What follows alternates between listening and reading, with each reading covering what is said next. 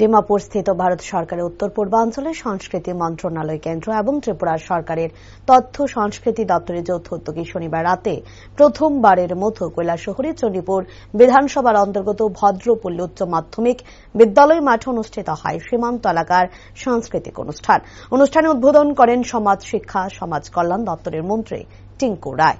মন্ত্রী ছাড়াও অনুষ্ঠানে উপস্থিত ছিলেন ঊনকোটি জেলা পরিষদের সভাধিপতি অমলেন্দু দাস, জেলা শাসক ডি.কে. চাকমা, জেলা পুলিশ সুপার সুধাম্বিকা আর BSF 199 battalion commandant Atul Saini সহ অন্যান্য বিশিষ্ট ব্যক্তিবর্গরা।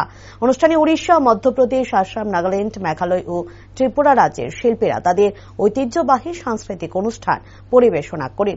সমগ্র অনুষ্ঠানে স্থানীয়দের উপস্থিতি ছিল চোখে পড়ার মতো। বক্তব্য রাখতে গিয়ে মন্ত্রী টিঙ্কু রায় জানান, বিভিন্ন রাজ্যের সাংস্কৃতিক আদান প্রদানের মধ্য দিয়ে তরুণ প্রজন্মের যুবক যুবতীরা অনেক সমৃদ্ধ হবে।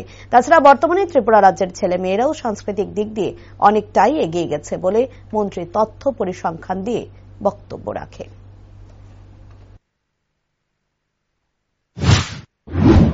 যারা বসবাসকারী তাদের মধ্যেও যেন আমাদের দেশাত্মবোধ বা আমাদের ভারতীয় সংস্কৃতি সম্বন্ধে ধারণা বা তাদের বিকাশ ঘটানো।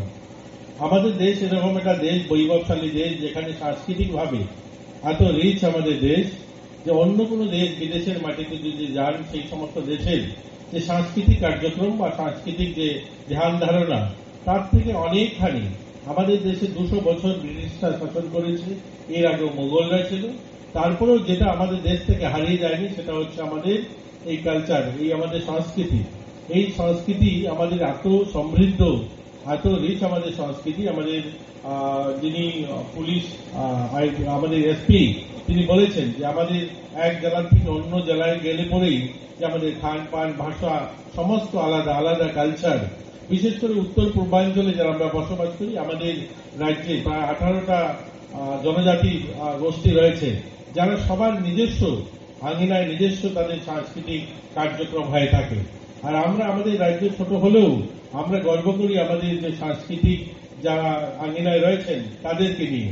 ইতিমধ্যে গোটা দেশে যে সমস্ত সাংস্কৃতিক কার্যক্রম হয়েছে, প্রত্যেকটা জায়গায় আমি গর্ব করে বলি যে আমাদের রাজ্য ছোট হলেও, জনসংখ্যার নিরিখে কম হলেও, যে আমরা এতগুলো মেডেল, এতগুলো উপাধি আমরা সারা দেশে জিতেছি।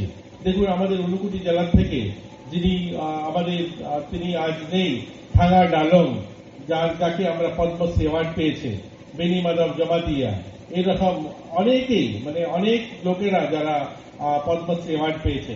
ইতিমধ্যে আপনারা জানেন যে সকলেই এবার যখন 26শে জানুয়ারিতে যে রাজপথে শোভাযাত্রা বেরিয়েছিল, সেখানেও কিন্তু আমাদের ত্রিপুরা থেকে যে টিমটা যায় সেখানে আমরা 3rd পজিশন